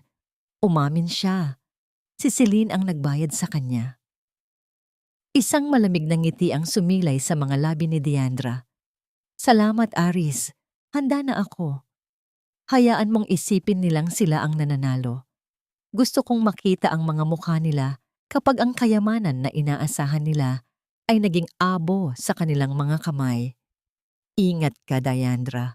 Mahal kita. Hindi ko mapapatawad ang sarili ko kung may mangyari sa iyong masama. Ani Aris, ang boses ay puno ng tunay na pagmamahal. Tumango si Deandra. Ang kanyang puso ay bahagyang lumambot. Ngunit ang kanyang layunin ay nananatiling matigas. Nang lumabas sila ng mansyon, nakita ni Deandra ang isang itim na sasakyan na nakaparada sa labas ng gate. Ang mga bintana nito ay madilim. Alam niyang ito ang mga sindikato na naniningil kay Raiko. Ang mundo ni Raiko ay gumuho na at ang tanging inaasahan niya ay isang kasinungalingan na binuo ni Deandra sa gitna ng dilim. Tara na, utos ni Raiko. Hinila niya si Deandra papasok ng sasakyan. Habang umaandar ang sasakyan palayo sa mansyon, lumingon si Deandra sa huling pagkakataon. Nakita niya si Celine na nakatingin sa kanya mula sa kabilang upuan, puno ng inggit, puot at kamatayan. Ang biyaheng ito patungong Cebu ay hindi biyahe para sa kayamanan. Ito ay biyahe patungo sa huling paghuhukom. Bilisan mo, Deandra. Huwag mong subukan ang pasensya ko dahil wala na tayong oras para sa mga mabagal mong hakbang. Ang boses ni Raiko ay umalingaw-ngaw sa loob ng masukal at maalikabok na sala ng lumang mansyon sa Cebu. Ang dating maringal na tahanan ng pamilya ni Deandra ay tila naging isang malaking kabaong na gawa sa kahoy at bato. Ang amoy ng lumang kahoy, alikabok at amag ay nanunuot sa bawat hininga ni Deandra.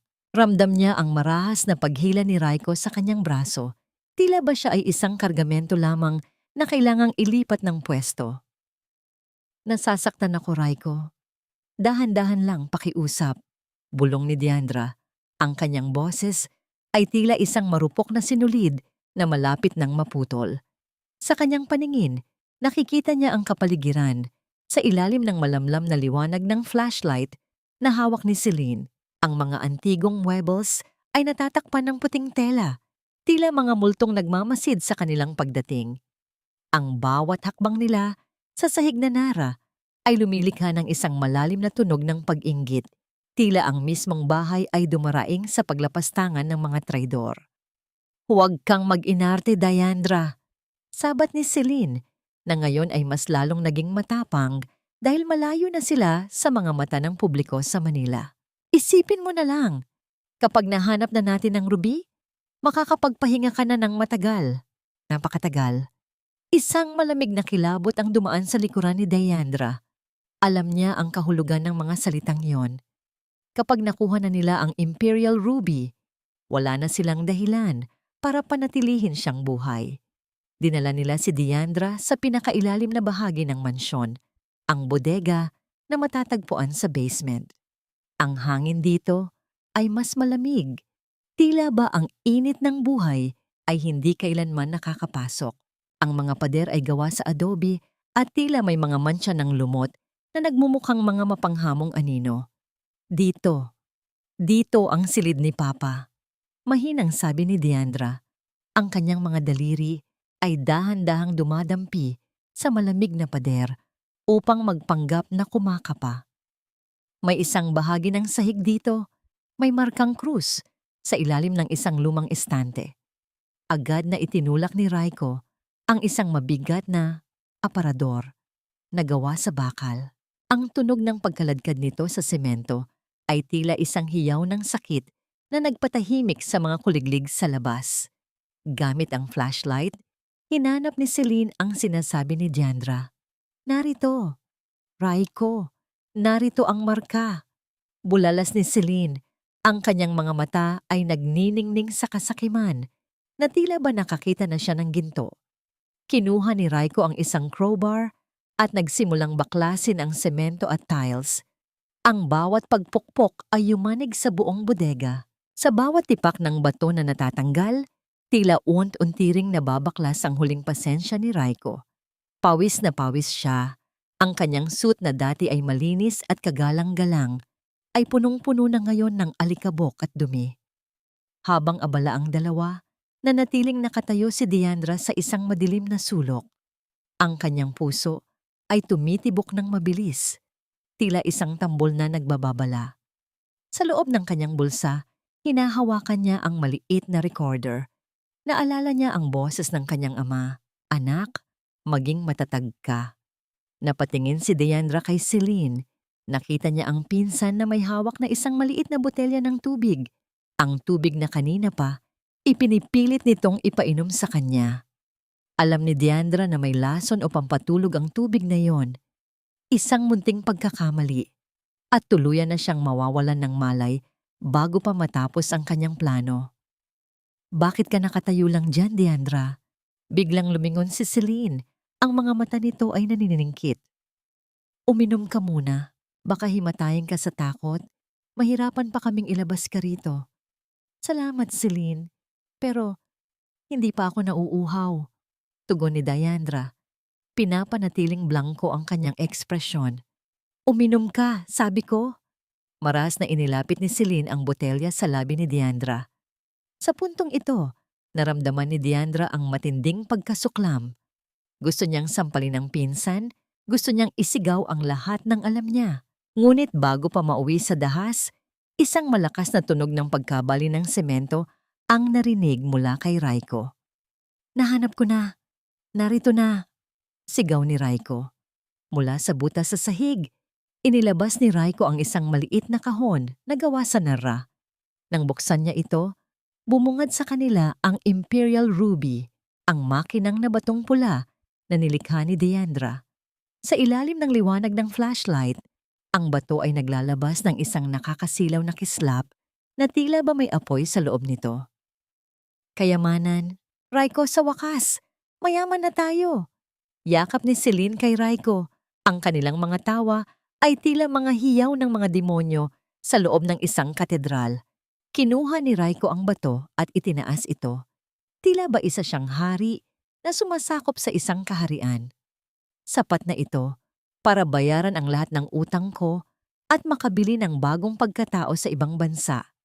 Goodbye, Philippines. Goodbye, debt. At higit sa lahat, tumingin si Raiko kay Deandra. Ang kanyang mga mata ay wala ng bahid ng pagkukunwari. Wala na ang mahal, wala na ang asawa ko. Ang natitira na lamang ay ang malamig na tingin ng isang manuununggab. Ano nang gagawin natin sa kanya, Raiko? Tanong ni Celine habang dahan-dahang inilalabas ang isang maliit na patalim na itinago niya sa kanyang bag. Sabi mo, kapag nahanap na natin ang ruby, tapos na ang lahat. Lumapit si Raiko kay Deandra. Inilagay niya ang kanyang kamay sa leeg ni Deandra. Hindi para haplusin, kundi para maramdaman ang takot nito. Salamat sa ruby, Deandra. Bulong ni Raiko. Ang kanyang hininga ay amoy alak at kamatayan. Naging mabuting asawa ka sa loob ng iyong pagkabulag. Pero sa mundong ito, ang mga mahihina at may kapansanan ay wala ng puwang. Mas mabuting sumama ka na sa papa mo. Doon, hindi mo na kailangang mangapa sa dilim. Hinila ni Raiko si Deandra patungo sa isang malalim na balon sa sulok ng bodega. Isang lumang balon na matagal nang tuyo at puno ng matatalim na bato sa ilalim. Ito na ba ang huling gabi ng aking pagpapanggap? O ang huling gabi ng aking buhay? Ang tanong na ito ay paulit-ulit na umuukit sa isipan ni Deandra habang nararamdaman niya ang malamig na semento ng gilid ng balon sa kanyang likuran. Itulak mo na siya, Raiko. Huwag mo nang hintayin na magbago pa ang isip mo. Isang tulak na lang at magiging atin na ang mundong ito. Ang boses ni Celine ay tila isang matalim na hiyaw sa loob ng tahimik na bodega. Nakatayo si Deandra sa mismong bingit ng balon. Ramdam ang malamig na hangin na humihigop mula sa ilalim ng lupa. Ang mga kamay ni Raiko ay nakapatong na sa kanyang mga balikat. Ang bigat nito ay tila isang hatol ng kamatayan. Sa puntong ito, ang bawat segundo ay tila 1,000 taon ng pagtitiis. Ngunit sa gitna ng nakaambang panganib, hindi takot ang naramdaman ni Deandra. Isang kakaibang kalmado ang bumalot sa kanyang pagkatao. Ang kanyang puso, na dati ay tila isang sugatang ibon, ngayon ay tumitibok ng may awtoridad ng isang reyna. Nang maramdaman niya ang unang bahagi ng pagtulak ni Raiko, mabilis na kumilos si Deandra. Sa isang iglap na hindi inaasahan ng sinuman, hinawakan niya ng mahigpit ang mga braso ni Raiko at ibinalanse ang kanyang katawan. At doon, sa gitna ng madilim at mabahong bodega, idinilat ni Deandra ang kanyang mga mata. Hindi ito ang mga matang lito at walang buhay. Ito ay mga matang nagniningning sa talino, puot at katarungan. Tumingin siya ng diretso sa mga mata ni Raiko. Mga matang punong-puno na ngayon ng matinding sindak. Bakit, Raiko? Akala ko ba ay hindi mo ako iiwan? Ang boses ni Deandra ay hindi na bulong. Ito ay isang deklarasyon na yumanig sa bawat sulok ng bodega.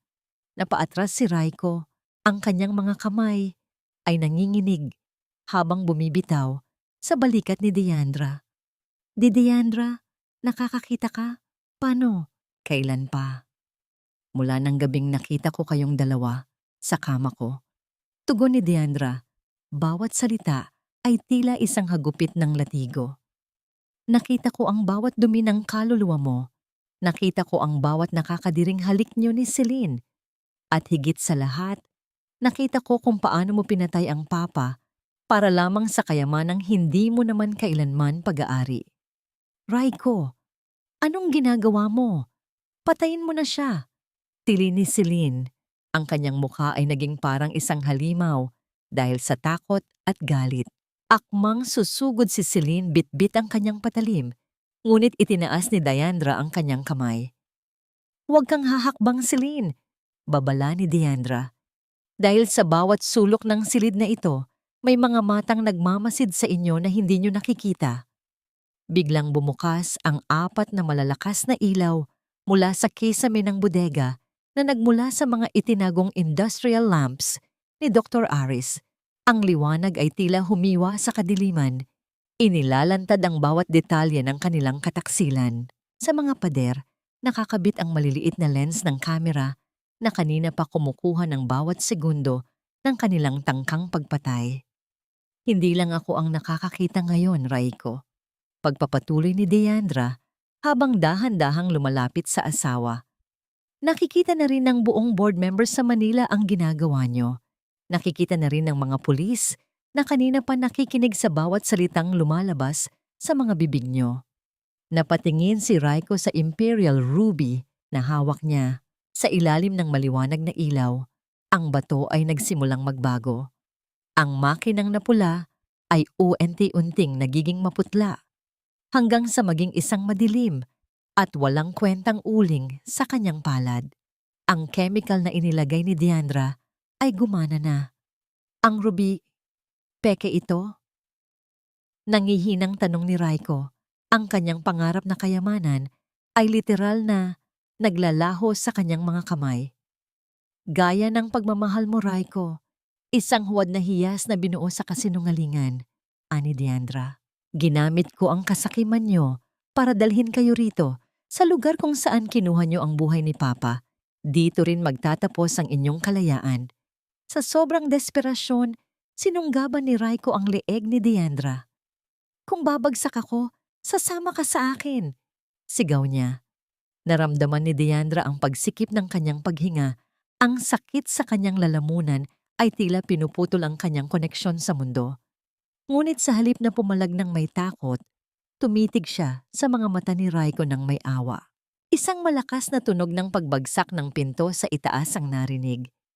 Ang mga yabag ng maraming paa ay mabilis na bumaba sa hagdan. Bitawan mo siya, Raiko. Tapos na ang laro. Iyon ang boses ni Dr. Aris. Kasunod niya ang mga tauhan ng National Bureau of Investigation, NBI. Mabilis nilang pinalibutan ng bodega. Ang kanilang mga armas ay nakatutok sa dalawang traidor. Binitawan ni Raiko si Deandra at napaluhod sa sahig. Ang kanyang mukha ay nakasubsob sa dumi. Ang bawat hikbi niya ay tila isang pag-amin sa kanyang pagkatalo. Si Selena naman ay pilit na nagtatago sa likod ng mga lumang kahon, umiiyak at humihingi ng tawad, ngunit wala nang sinumang nakikinig.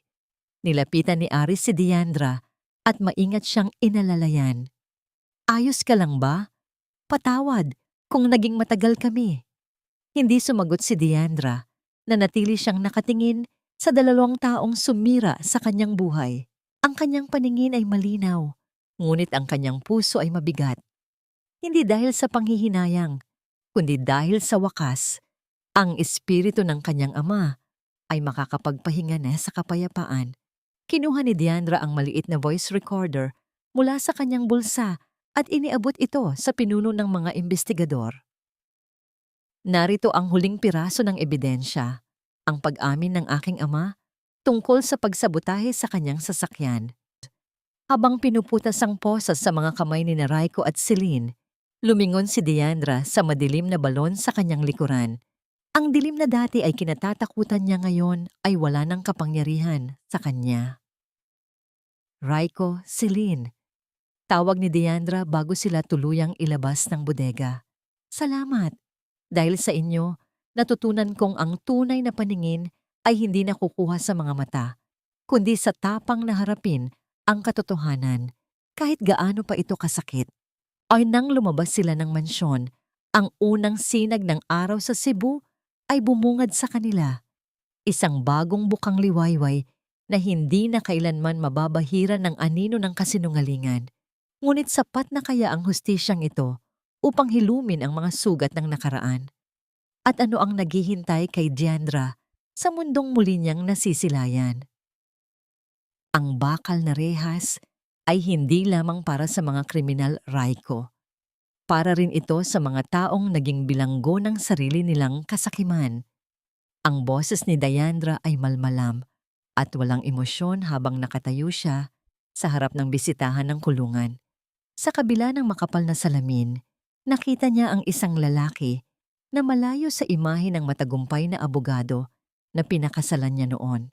Si Raiko ay suot na ngayon ang kulay kahel na uniforme ng bilanggo Ang kanyang buhok ay gulo-gulo at ang kanyang mga mata ay lubog at puno ng takot. Wala na ang kislap ng kayabangan. Ang natitira na lamang ay ang abo ng isang gumuho na pangarap. Diandra, pakiusap, ilabas mo ako rito. Pagsusumamo ni Raiko, ang kanyang mga kamay ay nakadikit sa salamin. Pilit na inaabot ang asawang dati ay itinuring niyang basura. Napatawad na kita sa lahat ng ginawa mo sa akin sa Cebu. Mag-umpisa tayo uli. Mahal kita, Diandra. Alam mo yan? Isang mapait na ngiti ang sumilay sa mga labi ni Diandra. Ang marinig ang salitang mahal mula sa bibig ng lalaking nagtangkang pumatay sa kanya ay tila isang insulto sa kanyang pagkatao. Mahal? Raiko, hindi mo alam ang kahulugan ng salitang iyon. Mahinang tugon ni Diandra. Ang mahal mo lang ay ang pera ni Papa at ang kapangyarihang ibinibigay nito sa iyo. Ngayong wala na ang lahat, ngayon mo sasabihing mahal mo ako? Ang hustisya ay hindi isang laro na pwedeng bawiin kapag natatalo ka na. Dahan-dahang tumayo si Diandra. Narinig niya ang pagsigaw ni Raiko sa kabilang panig, ang pagpalo nito sa salamin na lumikha ng isang tuyot na tunog ng desperasyon. Ngunit hindi na siya lumingon. Alam ni Diandra na ang bawat gabi ni Raiko sa loob ng selda ay magiging paalala ng bawat kasinungalingang itinanim nito. Samantala, sa kabilang bahagi ng lungsod, nararanasan ni Celine ang sarili niyang impyerno. Dahil sa matinding ebidensya ng tangkang pagpatay at pakikipagsabwatan, hindi lamang kalayaan ang nawala sa kanya. Ang lahat ng mga mamahaling damit, alahas, at luho na ninakaw niya mula kay Diandra ay kinumpiska ng korte. Ang kanyang mukha, na dati ay puno ng kolorete at kapalaluan, ay nakabalandra na ngayon sa bawat pahayagan at social media bilang isang traitor na pinsan. Wala nang pamilyang gustong tumanggap sa kanya. Ang mga kaibigan niyang dati ay kasama niya sa pagwawaldas ng pera ni Diandra ay isa-isang tumalikod at nandidiri sa kanya. Namumuhay si Celine sa isang maliit at madilim na pasilidad habang naghihintay ng huling hatol. Ang kanyang tanging kasama ay ang mga anino ng kanyang sariling konsensya. Matapos ang isang linggo, bumalik si Diandra sa punong tanggapan ng kanilang jewelry firm sa Manila. Sa pagkakataong ito, hindi na siya ang babaeng kinakaawaan. Suot ang isang eleganteng itim na suit at ang kanyang mga mata ay nagniningning sa determinasyon. Pumasok siya sa boardroom. Ang lahat ng board members ay tumayo bilang paggalang. Si Mr. Valdez, na dati ay nag-aalinlangan, ay lumapit at yumukod ng bahagya. Welcome back, Ma'am Diandra, ani Mr. Valdez. Ang buong kumpanya ay handang sumuporta sa inyong pamumuno. Patawad kung naging bulag din kami sa katotohanan. Salamat, Mr. Valdez. Tugon ni Diandra habang umuupo sa dulo ng mesa, ang upuan ng kanyang ama. Ang kadiliman ay tapos na. Mula sa araw na ito, ibabalik natin ang karangalan ng pangalang Eduardo. Sisiguraduhin nating bawat hiyas na lalabas sa kumpanyang ito ay simbolo ng katapatan at pag-asa. Matapos ang mahabang araw ng trabaho, lumabas si Diandra sa balcony ng kanyang opisina. Nakita niya si Dr.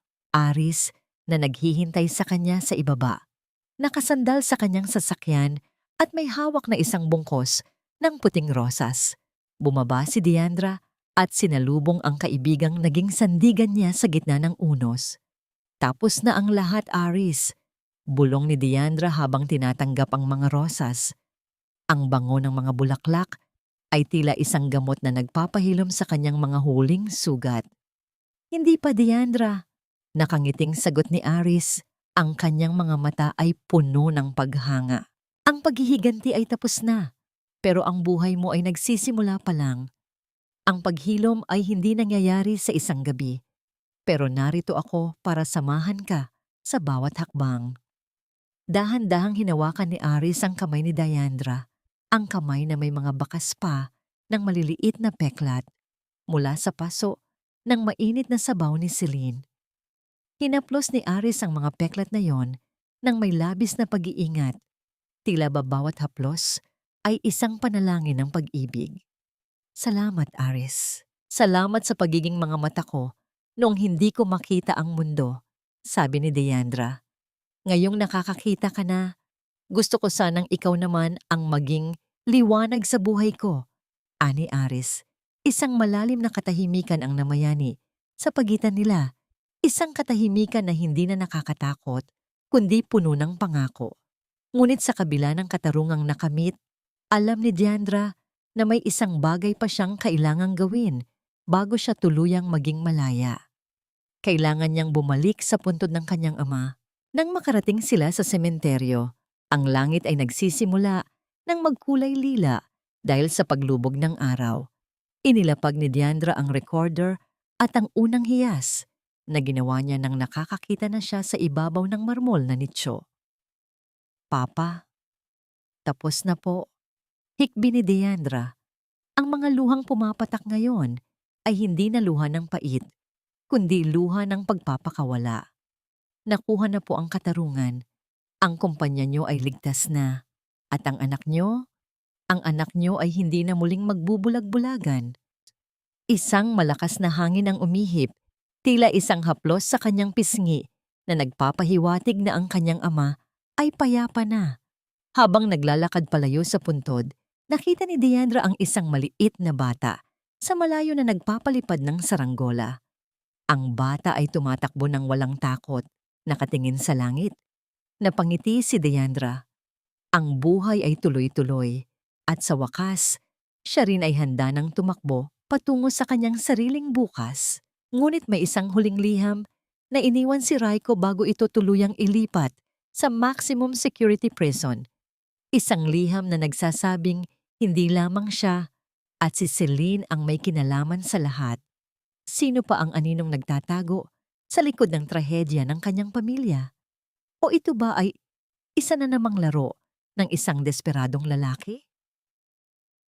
Ang huling laso ng isang ahas ay hindi nanggagaling sa kanyang tilaok, kundi sa mga salitang iniiwan niya bago siya tuluyang mamatay. Hawak ni Deandra ang isang lukot na papel habang nakatayo sa balkonahe ng kanyang mansyon sa Cebu. Ang sulat ay galing kay Raiko. Isang huling mensahe mula sa likod ng rehas na naglalayong muling guluhin ang kanyang isipan. Sinasabi sa sulat na may isa pang taong tumulong sa kanya upang itumba ang sasakyan ng kanyang ama. Isang dating kasosyo ni Don Eduardo na hanggang ngayon ay nananatiling malaya. Naramdaman ni Deandra ang pamilyar na kaba sa kanyang dibdib. Ang apoy ng puot na akala niya ay namatay na ay tila muling nagniningas dahil sa iisang pangalan na nakasulat sa dulo ng papel. Ngunit sa pagkakataong ito, hindi na siya ang babaeng daling mataboy ng hangin. Dahan-dahan niyang inilapit ang sulat sa apoy ng isang kandila.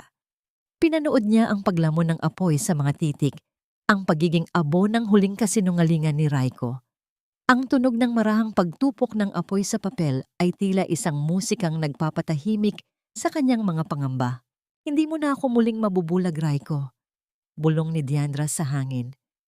Kahit anong laso ng iwan mo, ang liwanag na hawak ko ngayon ay hindi na kayang puksain ng kahit anong dilim.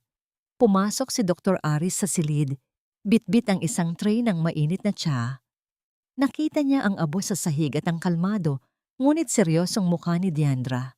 Alam ni Aris ang nilalaman ng sulat dahil siya mismo ang naghatid nito, ngunit pinili niyang manatiling tahimik at hayaan ang babaeng mahal niya na magdesisyon para sa sarili. Sinunog mo na. Obserba ni Aris, ang kanyang boses ay malambot at puno ng pag-unawa. Iyon ang nararapat, Aris, sagot ni Deandra habang humaharap sa kanya. Gusto ni Raiko na habang buhay, akong maging bilanggo ng galit. Gusto niyang ubusin ko ang natitira kong buhay sa paghahanap ng mga taong sumira sa amin.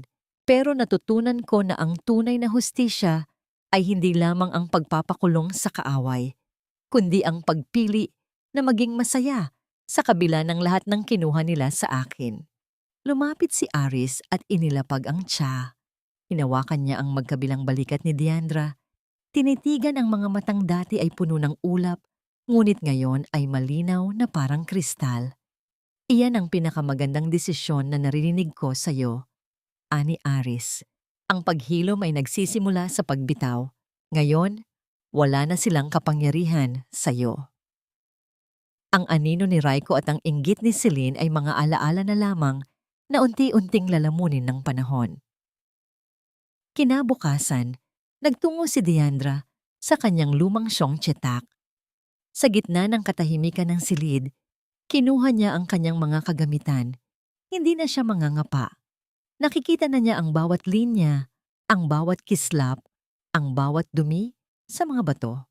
Nagsimula siyang bumuo ng isang bagong hiyas, isang kwintas na gawa sa puting ginto, at may isang pambihirang perlas sa gitna. Tinawag niya itong ang pag-asa. Habang nagtatrabaho, naalala niya si Celine. Nabalitaan niya na sa loob ng pasilidad, unti-unting nawawala ang katinoan ng pinsan dahil sa matinding pagsisisi at pag-iisa. Naisip ni Diandra na dalawin ito, hindi para manumbat, kundi para tuluyan ng maputol ang huling tali na nag-uugnay sa kanila. Nang magkita sila sa likod ng rehas, halos hindi makilala ni Diandra ang pinsan. Si Celine ay nakatingin sa kawalan.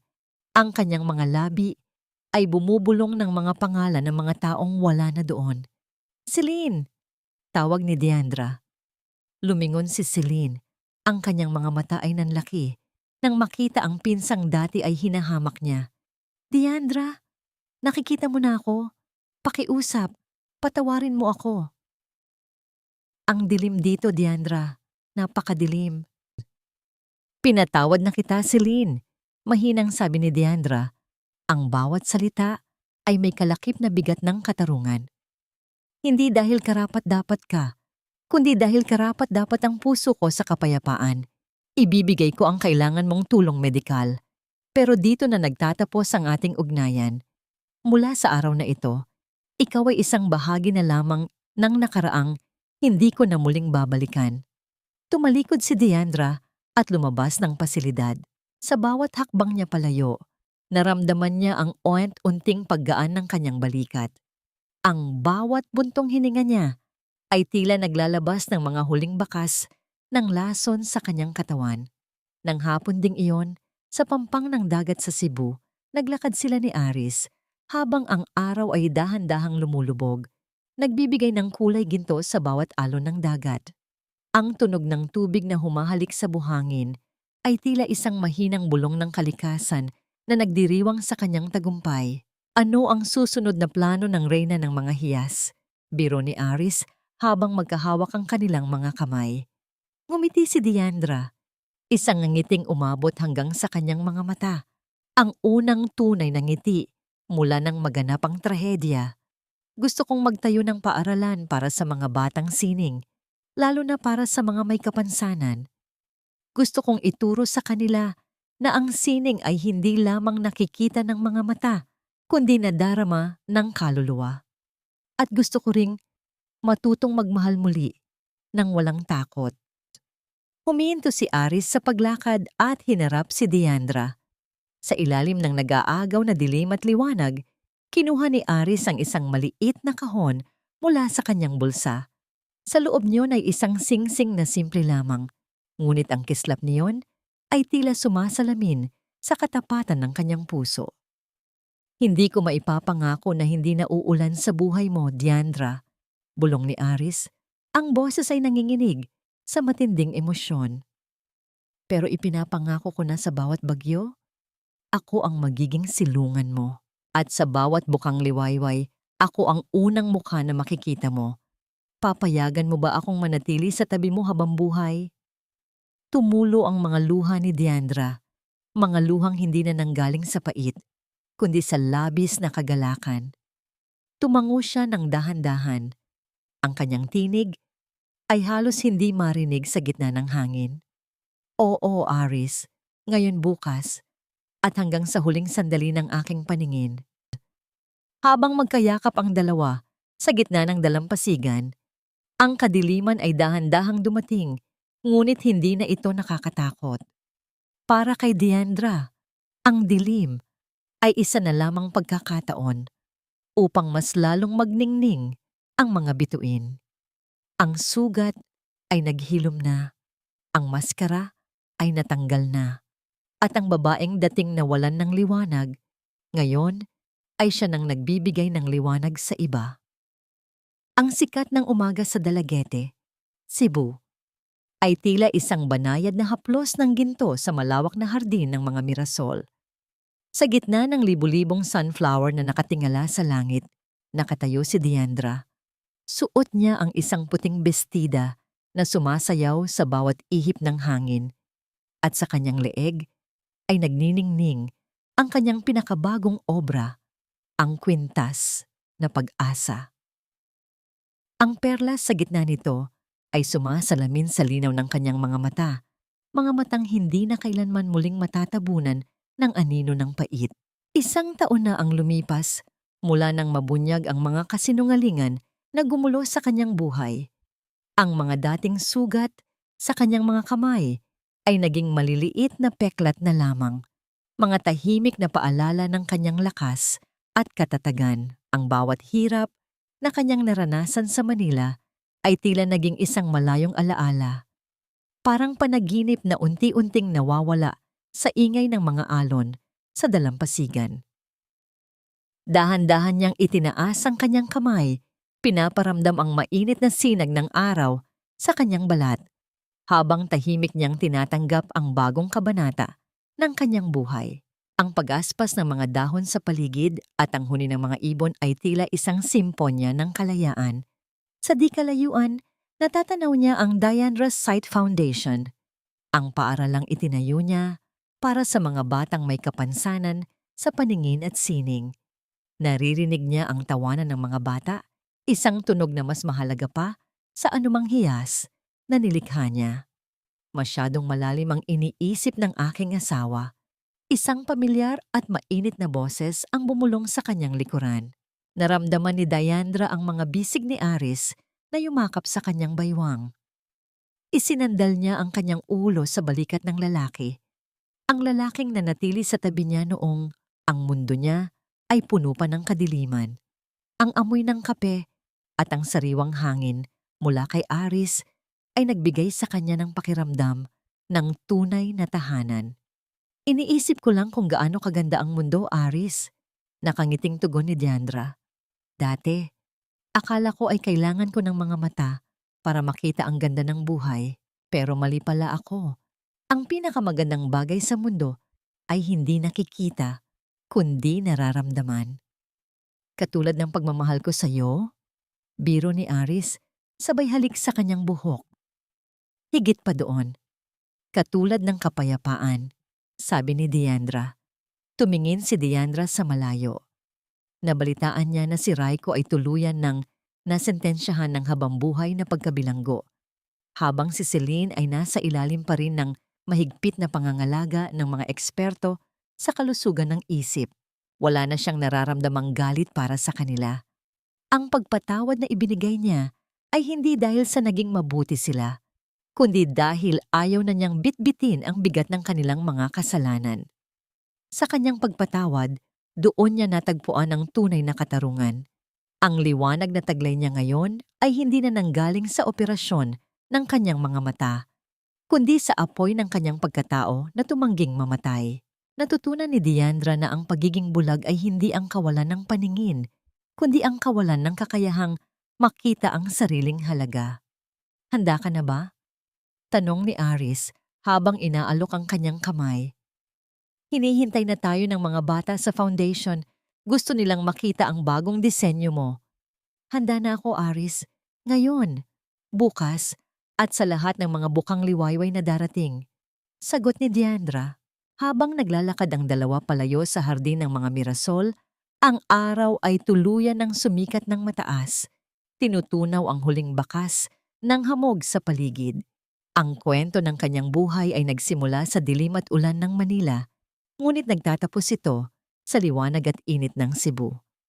Ang tunay na liwanag ay hindi nanggagaling sa labas. Ito ay isang hiyas na matatagpuan sa kaibuturan ng ating mga puso.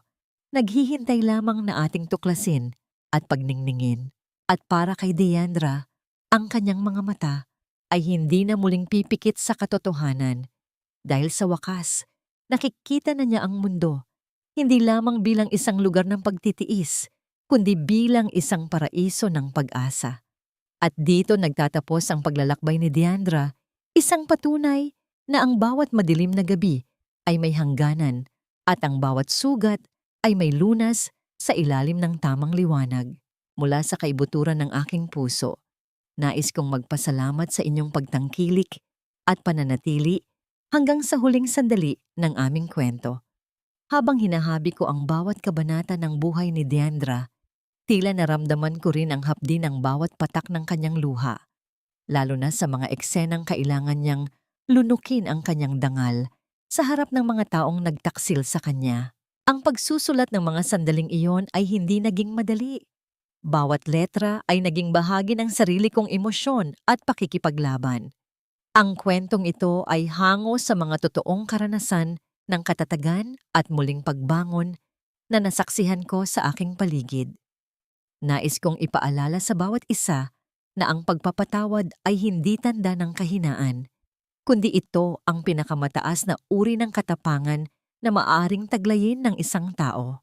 Gaya ng isang maliit na binhi na pilit sumisibol sa gitna ng matigas na semento, ang ating pag-asa ay may kapangyarihang magbago ng tadhana. Ang pag-ibig, kapag totoo at malaya, ay tila isang liwanag na hindi kailanman mapapatay ng kahit anong unos. Bago tayo tuluyang magpaalam, nais kong mag-iwan ng isang kaisipan sa inyong mga puso. Kung ikaw ang nasa kalagayan ni Deandra, kaya mo rin bang magpatawad at piliin ang kapayapaan sa kabila ng lahat ng sakit na idinulot sa iyo? O mas pipiliin mo bang manatili sa dilim ng paghihiganti?